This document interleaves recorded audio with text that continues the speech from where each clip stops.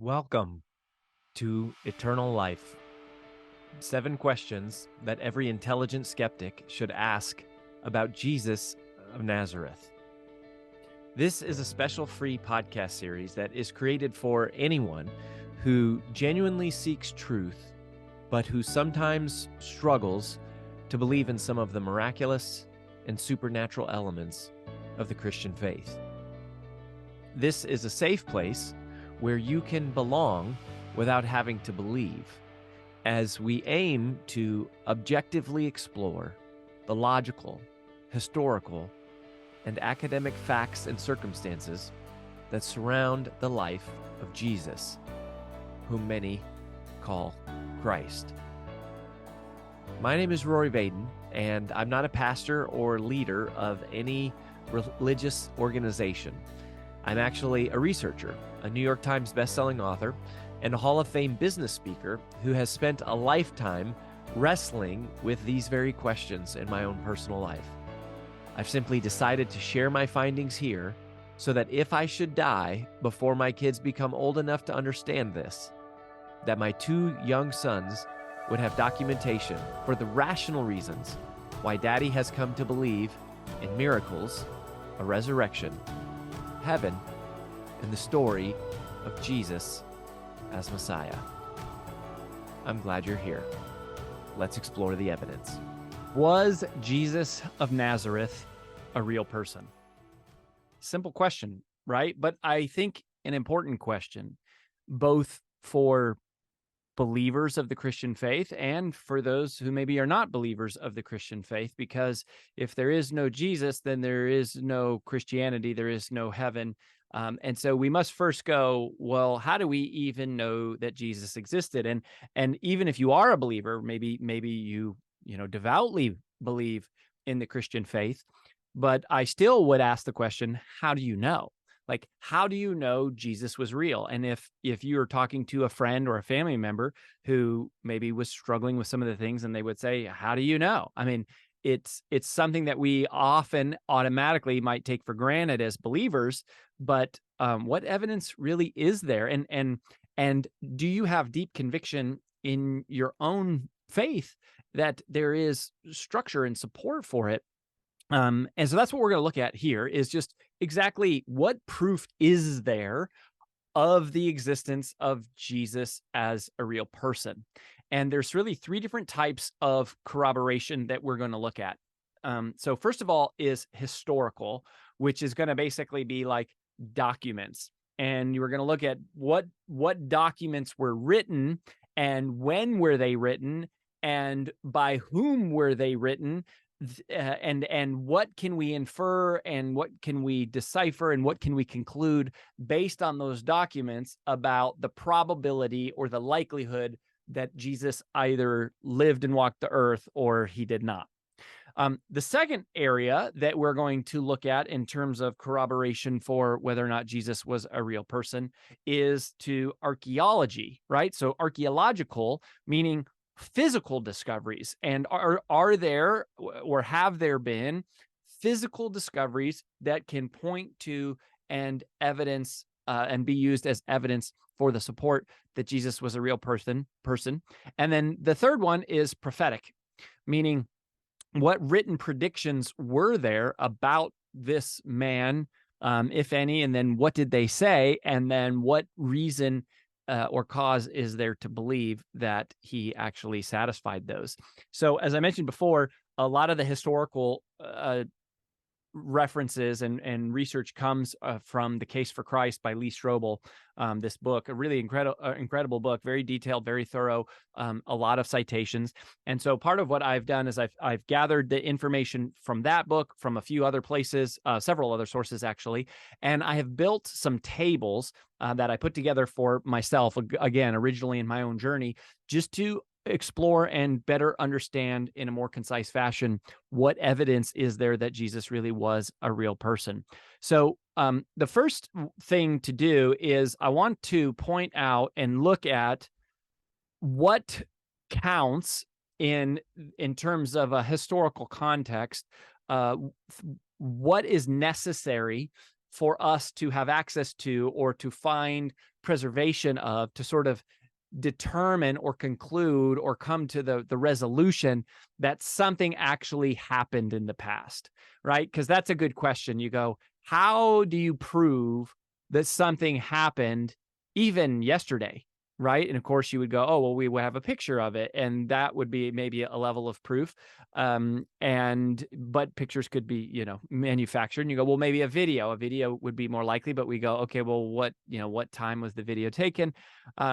And, of course, photography and video didn't exist hundreds of years ago and centuries before. So we go, all right, what are we going to look at?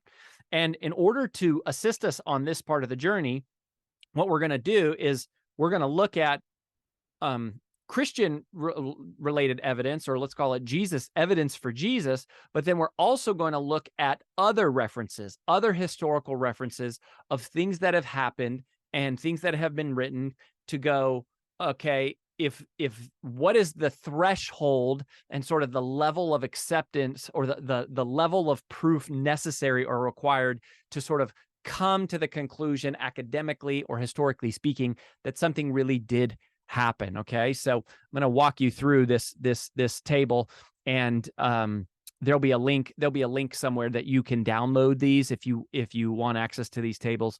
We'll make them available just so that you can look at them. So first of all, the first manuscript that I want to look at is the Annals of Imperial Rome. Okay, so this is part of Roman history. The author is Tacitus. The original publication date was 116 AD, and so this is written in Greek, and this is something that basically is one of the early manuscripts that we look at in terms of verifying the history of Rome. So the original publication date was 116 AD, and there's only been one copy, like one original copy, that has ever been recovered, and it was recovered in 850 AD. So it was written in 116. This is documenting some of the history of Rome, the kind of history that we would all find to be true and we would find in history books. So it was written in 116, but it wasn't recovered until 850 AD. So there's 734 years between the original being written and a recovered copy of that original. So that's 734 years, and there's only one copy, like one early copy that we have found, right, that has been discovered. And yet most academics, historians would point to that and consider that as accurate and truthful and trustworthy and history of Rome. Another ancient text, this is another ancient manuscript, was written by Josephus. And this is, I think, again, apologize for the name pronunciation. I believe his full name is Titus Flavius Josephus. That's my attempt to explain it. Who was born in the late AD 30s, right? So this is really around the time of Christ. And this manuscript is the Jewish War. And so he was born in AD 30, and he wrote it around 100 AD. So, later in his life, he's 70 years old. And there are 9 copies that have been recovered of this manuscript. So the original one is written in 100 AD. 9 copies, early manuscript copies, have been recovered. But the earliest one that was recovered was from 1100 AD. So 1,000 years passed between the one that was originally written and the one that we have a copy of. 1,000 years. But most academics, widely, it is held to be trustworthy because there's 9 different copies of that manuscript, and 9 copies of a document that old, is apparently a very trustworthy number. Now, the Iliad, so this is the Iliad. If the Iliad is the Bible of ancient Greeks, and this is written by Homer, right? You've probably heard Homer's Iliad. So Homer's Iliad was originally written in 800 BC. So this is, before Christ. So this is 800 years before Christ was born. This was also written in Greek. And there are 650 copies, early manuscript copies that have been recovered, which is a bunch, right? So that's why, Homer's Iliad is widely accepted, is very much as true and a reliable ancient manuscript. But the earliest recovered copy of a manuscript was recovered in 200 AD. So it is also 1,000 years past from when it was originally written to when we actually got a recovered version. But then since that time, there's been 650 copies that have been recovered. Okay, so those are just 3 reference points for you. Okay, if you are kind of the historic mind, or if you're into ancient history, you'll recognize those authors and those manuscripts. And giving you a sense of the timeline there, right? So for one of them, there's 1 copy, another there's 9 copies, another there's 650 copies, and anywhere between 730 to 1,000 years passed between the original written and the earliest manuscript that was recovered, a copy of a manuscript. So you got hundreds of years passing between the original being written and our first copy that we have in hand, all very much considered to be held as true. Now, if you look at the New Testament, so we look at now let's look at the Bible, right? Let's look at the foundation of Christianity, written by several different authors, so multiple people.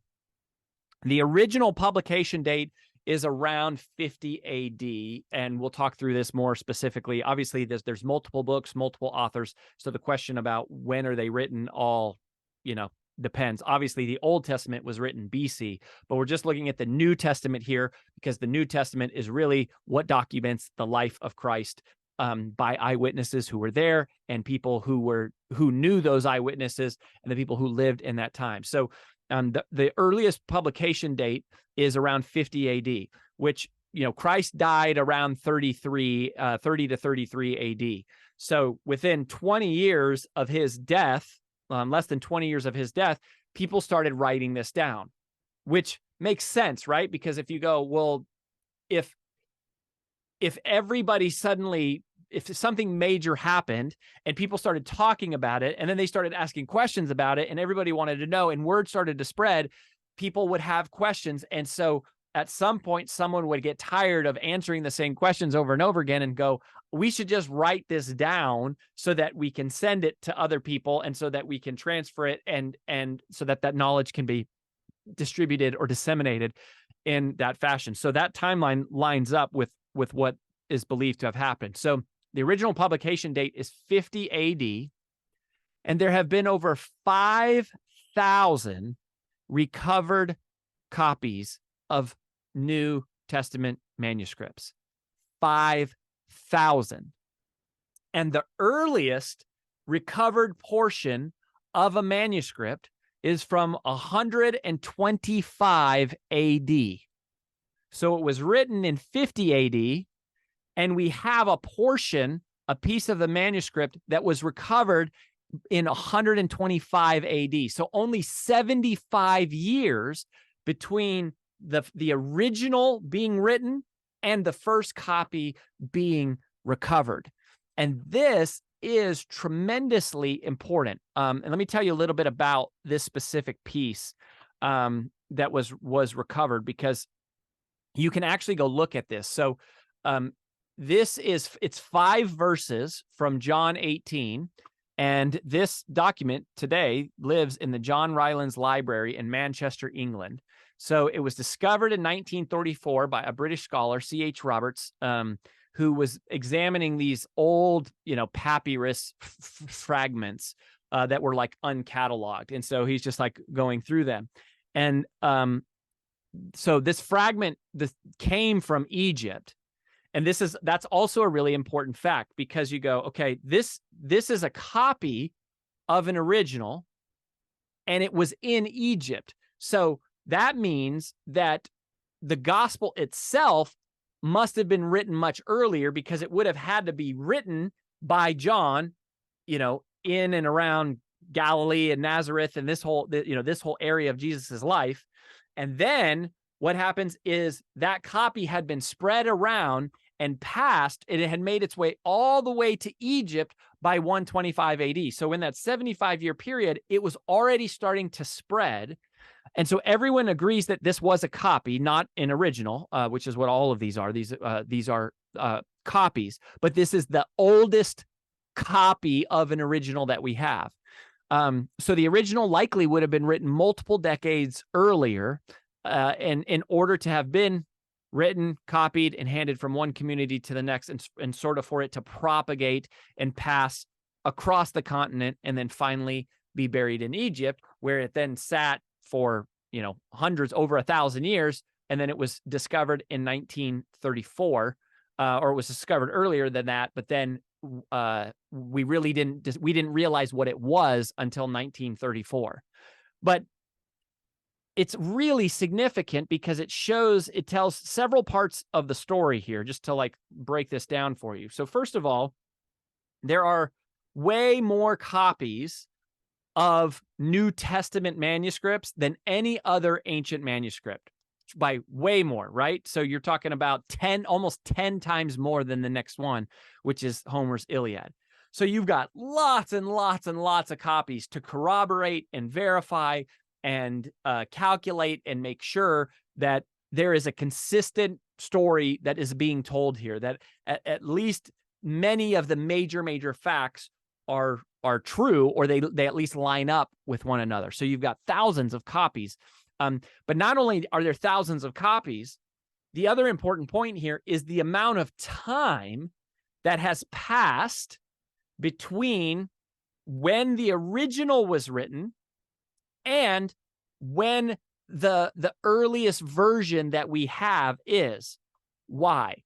The reason this matters is because of legend, right? Legends develop. And if you know any fishermen, or if you know any golfers in your life, maybe you've had this experience where there's this legend of, the first time they tell the story, they caught a fish and it was 8 inches. And then the next time they tell the story, it was 12 inches. And 30 years later, when grandpa's sitting by the fire telling the grandkids the story, he's telling a story about how he caught a 38-inch fish out of the pond, down the road.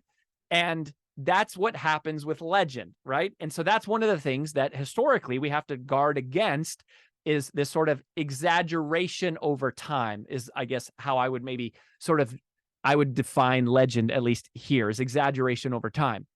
Well, if Christ died between 30 and 33 AD, in that range, and the first version is written in 50 AD, that's not even 20 years that have passed. That's not much time for legend to develop, for the facts to be skewed, at least nowhere near like these some of these other ancient manuscripts that are held up and as true and widely accepted as true. But not only that, the time between the original and the one that we've recovered is 75 years. And that matters just to make sure that the copy is close to what the original was, right? So over time, there's a chance that as things get copied, they get miscopied. And so it's not so much legend as it is error that starts to take place and settle in. But here we're talking about versions of the New Testament that are within 75 years of the original, which is within 20 years of the actual event, compared to other ancient manuscripts of history that had hundreds and hundreds of years that passed before we ever recovered a copy of what was originally written. And we only have a very small number of copies, in some case 1 or 9 or a few hundred, but nowhere near the 5,000 that speak to the New Testament.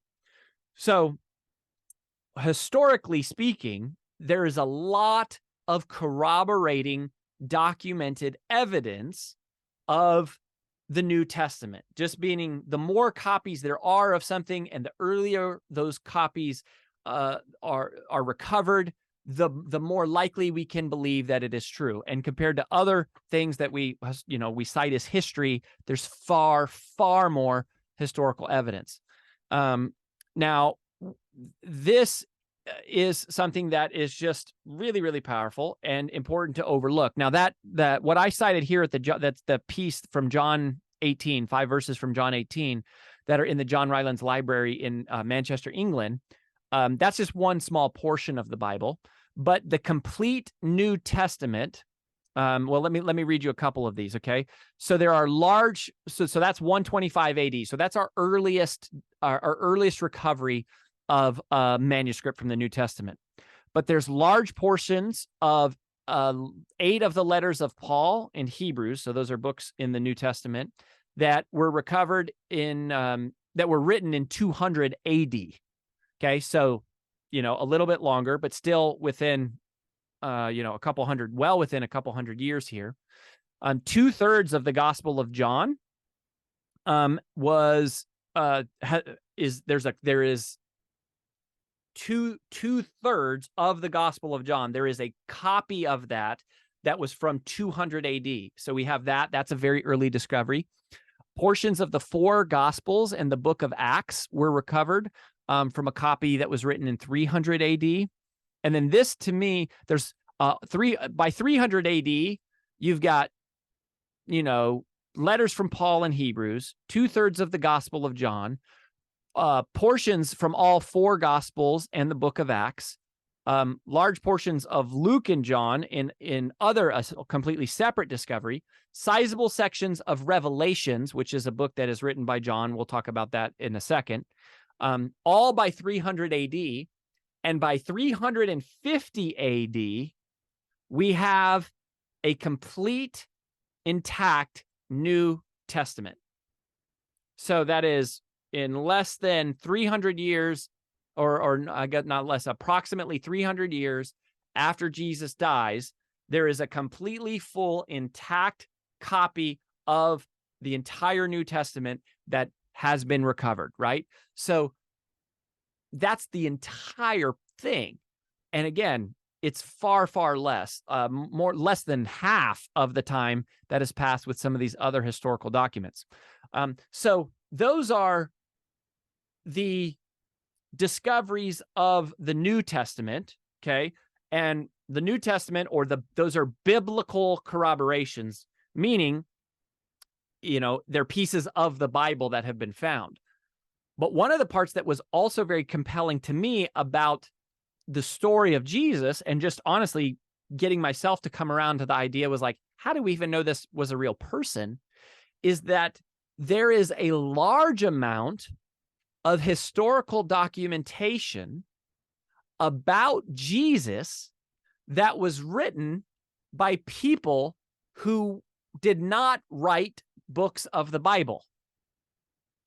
Right? So what that means is there are outside parties, completely uninterested parties, unbiased parties, completely objective, people who were not documenting Jesus's life for the purpose of documenting what happened, or for the purpose of maybe communicating or translating or expressing what they saw as part of, telling this story of why they believe that he is the Messiah and the Christ.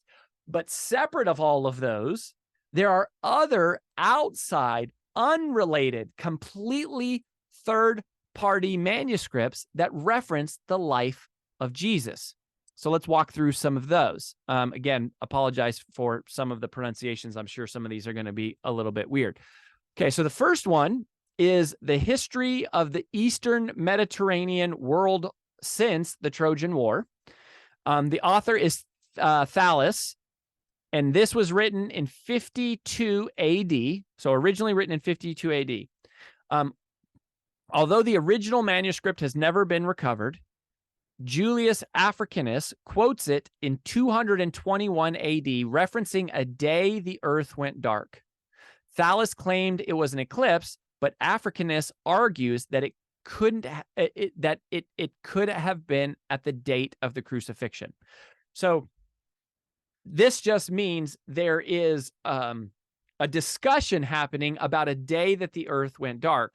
And that matters because that concept is referenced in the Bible, okay, by the people who were there as something that happened, that the earth went dark. And so here you have another completely outside, separate set of authors discussing when that happened and why it happened. But what's interesting about that is they're agreeing that it did happen. So they're disagreeing about when it happened. So it doesn't necessarily say, oh, this is a third-party validation that the earth went dark the day that Jesus was crucified, which is what the Bible says happened. But there is agreement that at some point, loosely in and roughly around that time, there was a day that the earth went dark, and multiple people that were non-biblical writers agree upon that and are discussing when it was and sort of why it happened. So that's an interesting reference. Then there is a manuscript called the Antiquities. This was also written by Josephus. This is written in 93 AD, and it refers to James, the brother of Jesus. So there's a couple Jameses. There's James that's a disciple and that's close to Jesus in his life. And then there's James, the brother of Jesus, who you'll learn later. James, the brother of Jesus, didn't actually believe his brother Jesus was the Messiah until after he died, when he saw the resurrected Christ. But anyways, this manuscript refers to James, the brother of Jesus, and also to Jesus himself.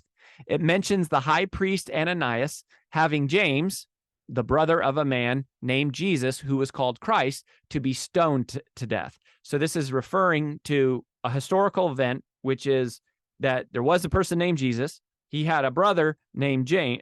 Jesus was referred to as many people by the Christ. He had a brother named James, and James eventually was stoned to death.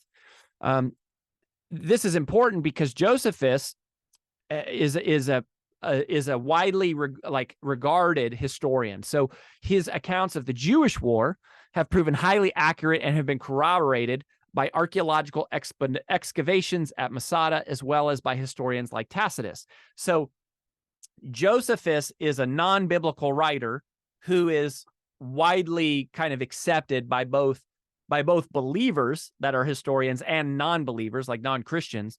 But they all sort of agree that, okay, Josephus had very accurate accounts of the Jewish war, and it's been validated by archaeological excavations. And he's the person writing this, talking about James, the brother of Jesus, called Christ, is stoned to death. So that is a really good piece of, and that's in 93 AD. So that's within one lifetime of somebody who would have lived when James and Jesus were both alive.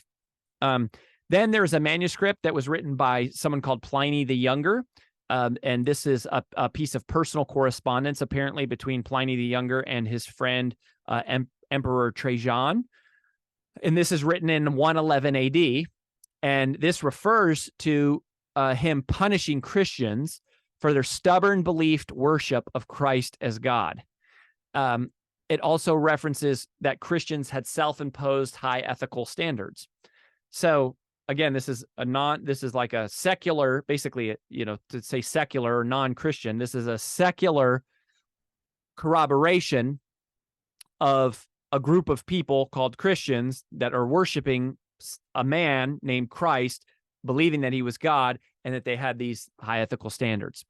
Then Tacitus in 115 AD, he wrote something that refers to the fact that Nero persecuted Christians, that a man called Christ was crucified during the reign of Tiberius by Pontius Pilate,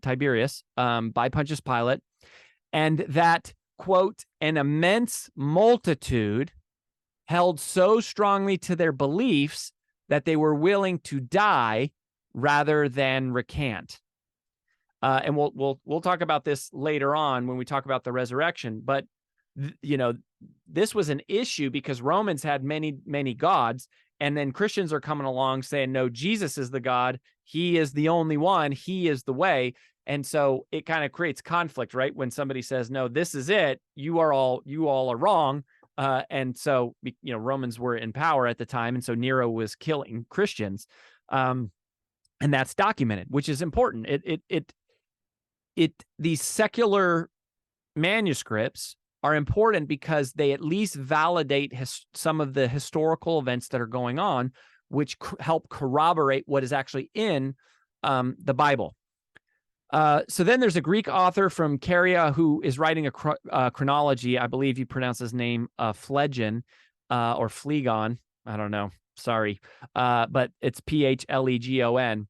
And this is written in 137 AD. And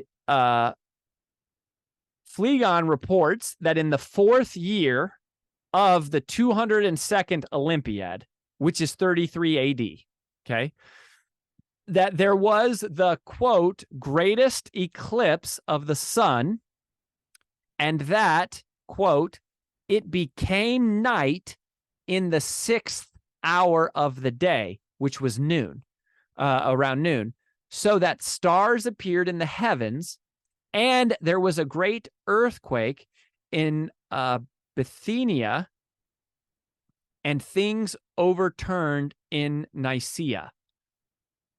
So here is another reference from somebody that is within one generation of the time of Christ. So this is happening in 137 AD, referring back to a date in 33 AD where there is this great eclipse. This is, again, significant because this isn't referring to the deity of Christ. That's not the discussion. This is referencing something that happened in the physical world. The earth was dark, and people who were non-believers would also, people, not only people who were non-believers, but people who didn't even know Jesus or didn't know the story of Jesus or didn't know who Jesus was or claimed to be. They don't have to know anything about Jesus to know that the sky went dark. And that is important because it's referencing this event that happened that has now been corroborated by multiple people, which corroborates very closely, if not precisely, to the same event that is documented in the Bible or referenced in the Bible, the day that Jesus dies. So that's interesting.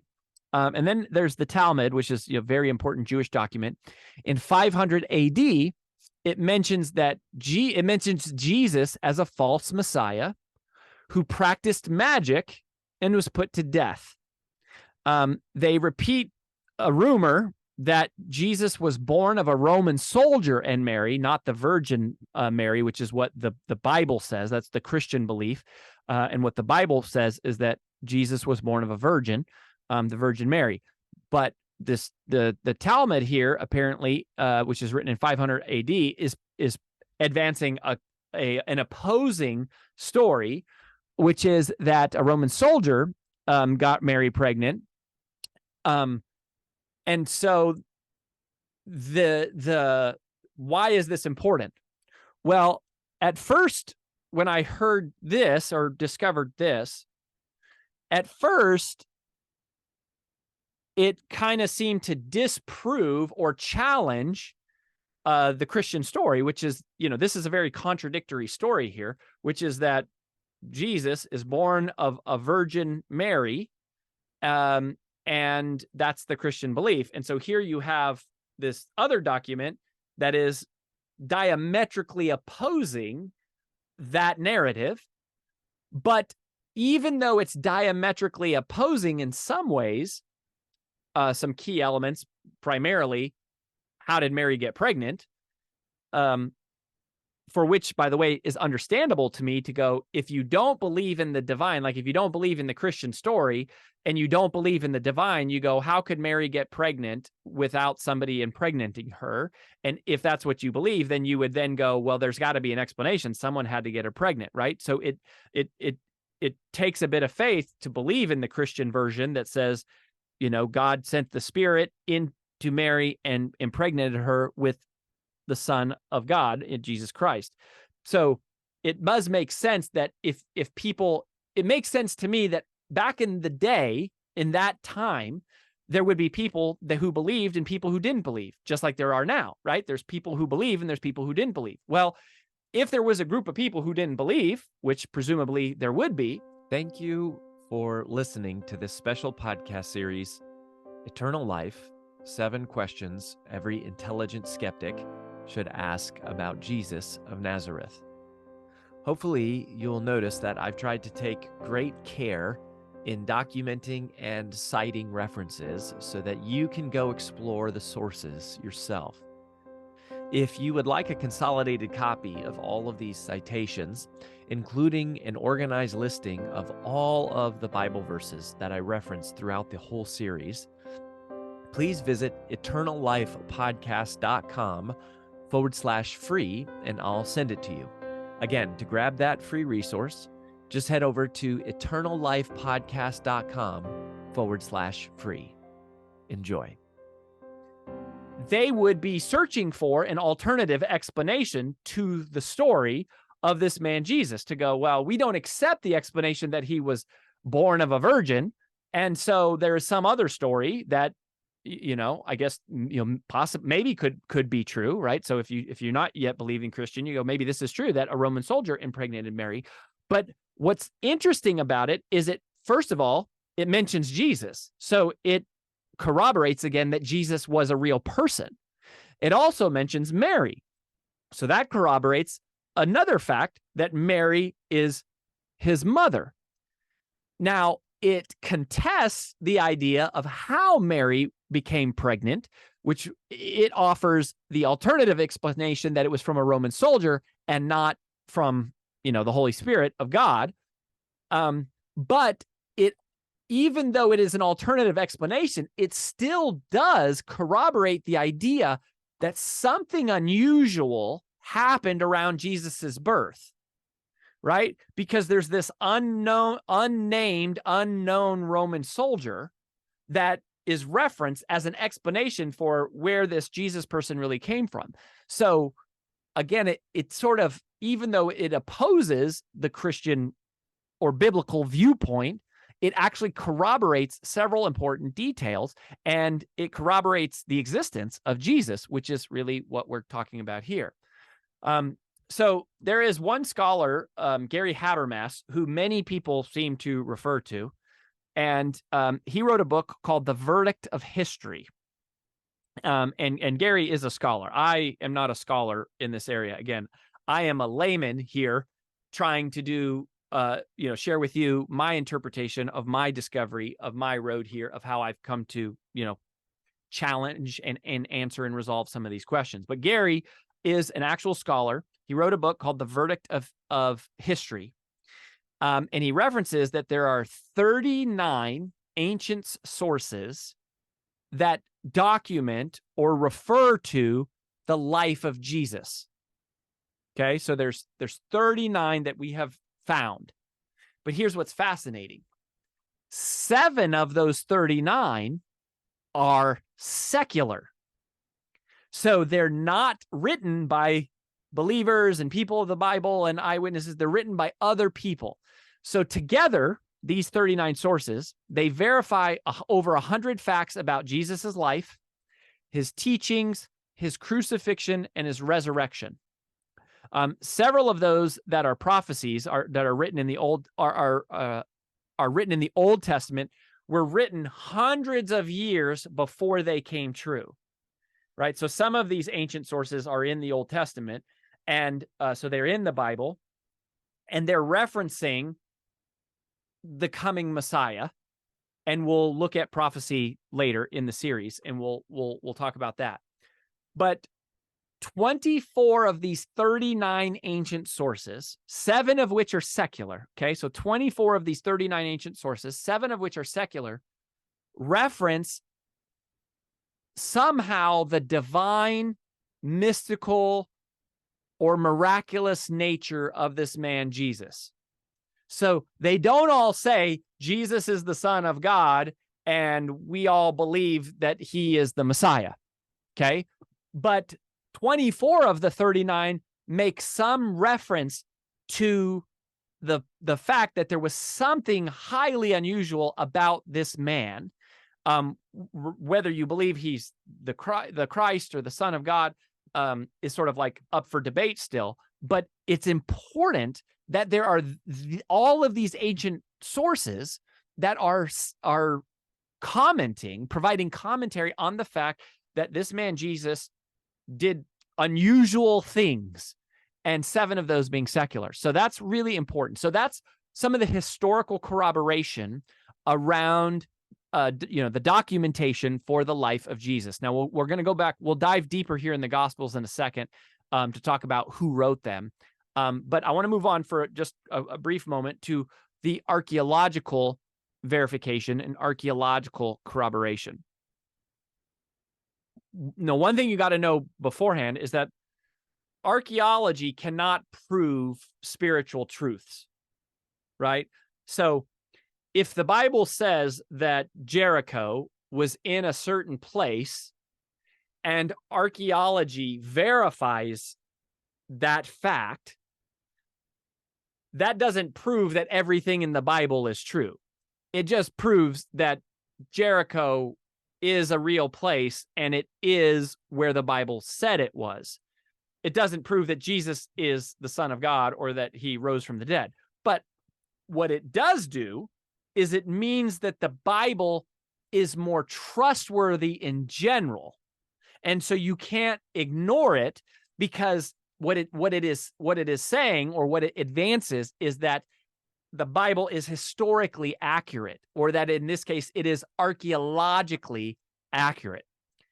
If it were fiction, it would say a bunch of things that were not true and therefore could be proven to be untrue, which would therefore point to a conclusion that the Bible, or at least the New Testament, was not accurate. It wasn't documentation of something that happened. It was manufactured. It was made up. It was creative. It was imaginative, because you couldn't verify the facts. So what is fascinating about archaeology, and I just want to be as forward and clear about this, is that of everything that I've looked at, of the scholars that I've studied, of the research,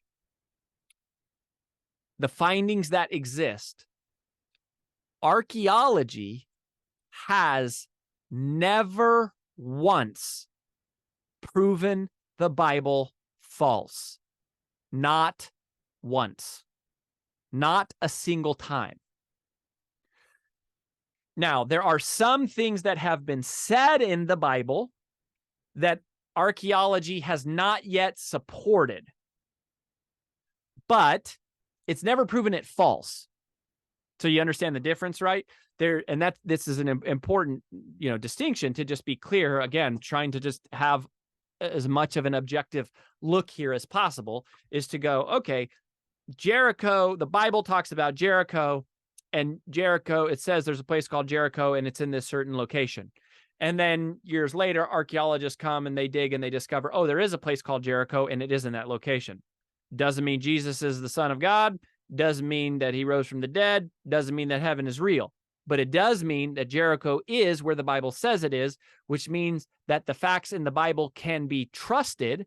And the more facts that are verified, the more trustworthy it becomes from a scholarly perspective, from a historical perspective.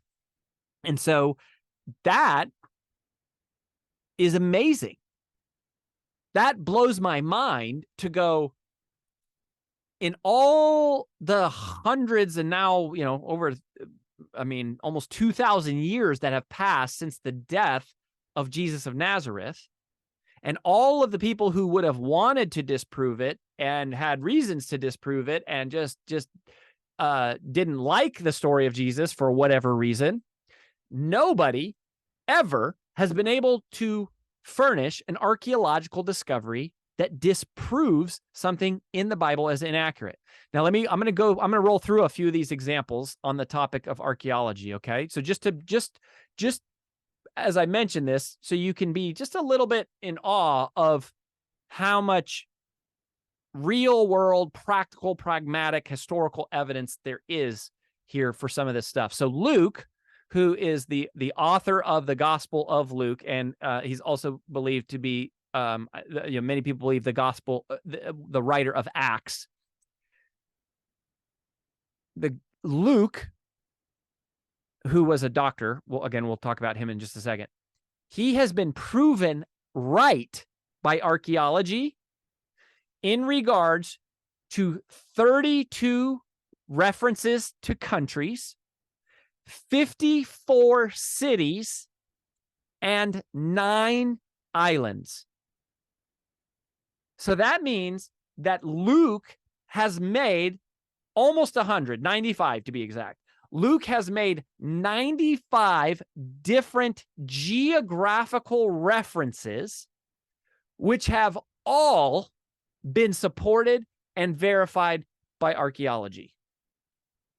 Again, can't draw the conclusion that that means Jesus is Christ, but we can draw the conclusion that Luke was a very accurate historian, that Luke was specific and deliberate and intentional about minor details, and that it points to the validity of the process of assembling the Bible in terms of how the Bible was assembled and the rigor that was applied into screening out which parts of the Bible, which books of the Bible got accepted in, and what was not allowed in, and what was canonized. That's another churchy term. Canonized means it became part of the canonical Bible, like with the Bible as it exists today, right? But not all parts, not every ancient manuscript of the time was brought into the New Testament, right? So there's some criteria. One of the criteria, apparently,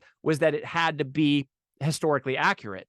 And so the Gospel of Luke specifically is really important because it's got 95 references, which have been verified by archaeology. So Luke writes like 25% of the New Testament, and he was scrupulous.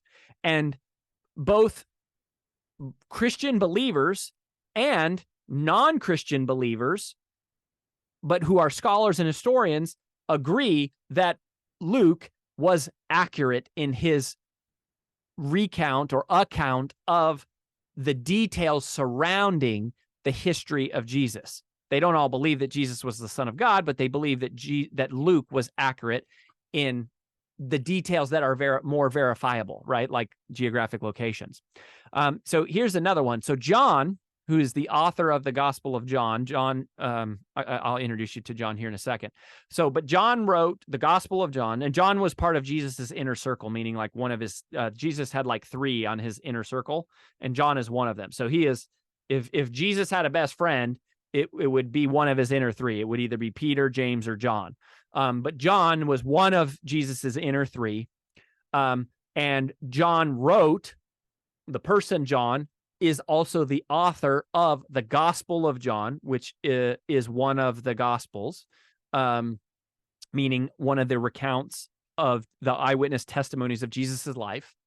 He's also the author of 1 John, 2 John, and 3 John, and the book of Revelation. Okay, so in the New Testament, John, who we're talking about here, is the author of 5 books. Now, he mentions in his gospel that near the pool of Bethesda, there are 5 porches.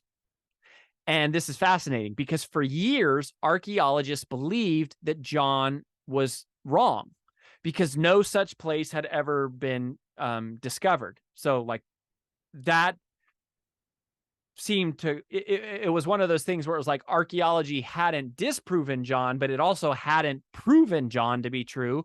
And so the sort of general consensus was that John was referencing a fact about these 5 porches at the pool of Bethesda that couldn't be verified. And it felt like that was a fact that should have been able to be verified because it was a very specific fact. But then recently, 40 feet underground, 5 porches were discovered. So this is a more recent discovery. And so John, a separate gospel writer, part of Jesus's inner circle, also recently proved on a very major and specific and explicit historical or geographical or archaeological fact or data point was proven accurate. So all in, there are 25,000 sites, scenes or sites, locations that show a connection with the Old Testament that have been located in the lands of the Bible. 25,000 locations. Again, none of that verifies that Jesus is the Son of God, but it points to in a very academic way, in a scholarly way, in a logical way, in a common sense way, that the people who were writing were not making things up. They weren't willy-nilly frivolous and loose with their facts and details. They were, because there's no reason to be. They weren't writing fiction. They weren't imagining things. You don't have to believe what they were saying, but they believed what they were saying, and they were writing what they saw, and they were writing what was true. Like some of the part about Jesus being the Son of God is still debatable, right? But there were things that they were writing that are 100% verified as facts, and that is really important. So that is part of the archaeological corroboration, and never has archaeology disprove the Bible. That's really important. Now, the third type of corroboration that I mentioned is prophetic corroboration. I'm actually just going to table that one for a minute. We'll come back to that later. That's sort of like a whole separate can of worms. And honestly, it's, as I mentioned before, it's a little bit hard. That one was a little bit hard for me to believe. That was like, there were these ancient predictions of a coming Messiah. And the word prophecy is one of those churchy terms that just kind of like, weirded me out for a long time. So we're going to just table that one, and we'll circle back around to that later. But let's look now at who wrote the Gospels specifically. So you remember the Gospels are in the New Testament. So the Bible's divided Old Testament, New Testament. New Testament's about the back third of the Bible, and the first 4 books in the New Testament are the Gospels. They weren't really books. The authors never intended to write books. It wasn't like Rory Vaden. I am an author, right? I sit down to write books. These people were not going, let's write a book about Jesus. What they were doing was documenting what happened, and they were documenting what Jesus said, and they were documenting what they saw. And the reason they were documenting it is because after Jesus's alleged resurrection, everybody in the world that was around there started asking questions, some because they were starting to believe, some because they were trying to disprove and make people unbelieve. But there was a lot of conversation, as you might imagine, if a bunch of people saw a dead man walking. So the Gospels are important, though, specifically because they're eyewitness accounts, they're eyewitness testimonies, meaning they're first-hand accounts or second-hand accounts. So let's look at these 4. They're not all actually first-hand accounts, which you may not realize. And again, this is another one of those things where you may be listening. You may have been a Christian for years and not known some of this, because I didn't. Okay, so first of all, the first gospel is Matthew, which is the first book in the New Testament. So who is Matthew? Matthew is a tax collector in a place called Capernaum.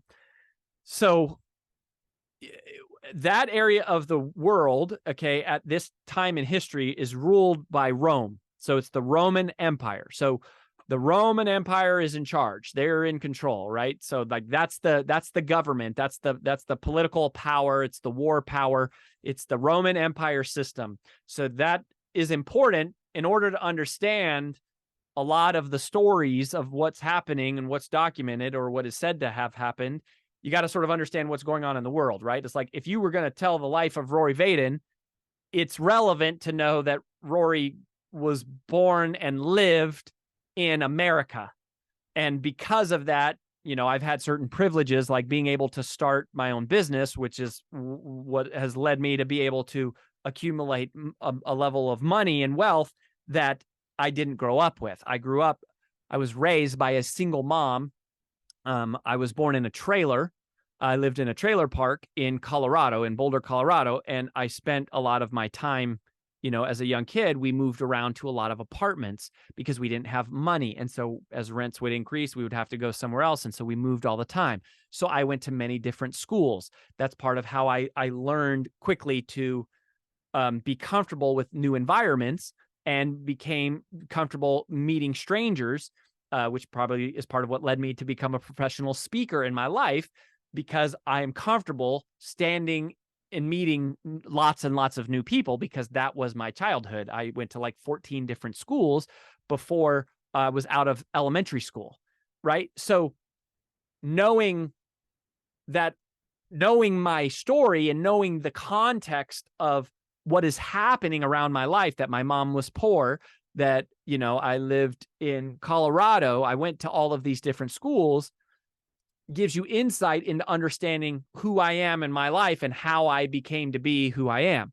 Same is true about Jesus and any historical figure, right? Is the more you know about the historical context, the clearer and the more accurate the portrayal becomes. So, anyways, under the Roman Empire, okay, so under this system, the way that it worked is Matthew would have paid all the taxes in advance, and then he went and collected the taxes from the citizens and from travelers in Capernaum to reimburse himself. And tax collectors